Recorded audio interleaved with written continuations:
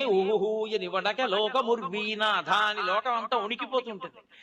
అంత ఉనికిపోయే సమయంలో తెల్లవారుజామున 3:30-4 మధ్యలో ఎవడైనా నెత్తి మీద అన్ని కడవల నీళ్లు పోసుకుంటాడా? ఎందుకు అన్ని చన్నీళ్లు పోసుకుంటావు అంటే, ఒక చమత్కారంగా ఒక గడుసు కవి దానికి ఒక పెద్ద అర్థం చెప్పాడు, ఎందుకలా ఆయన ఆర్ద్రాభిషేకం చేసుకుంటాడు అన్నదానికి.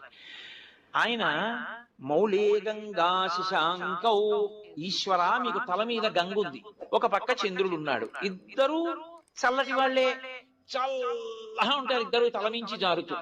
పోన్లే తలమించి జారుతూ చల్లగా ఉన్నా ఏదో కింద వెచ్చగా ఉంటుంది ఒళ్ళు అనుకుందామా. పార్శ్వేవామే దయార్ద్ర హిమగిరి దుహిత, ఎడం చేతి పక్కన ఎప్పుడు లోకాల పట్ల దయ చూపించడంలో చల్లని తల్లి, పైగా హిమగిరి దుహిత మంచుకొండ కూతురు. ఆవిడ అసలే మంచుకొండ కూతురు, పైగా దయ కలిగిన తల్లి, ఎంత చల్లగా ఉంటుంది. ఆవిడేమో ఎడం భాగంలో ఉంటుంది.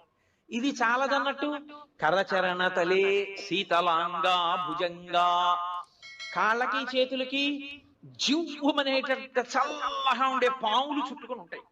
ఇంకా ఈశ్వర ఇది చాలదు మీకు, చందనం సర్వగాత్రే, ఒళ్ళంత చల్లటి చందనం పూసుకుంటావు, ఎంత చలి.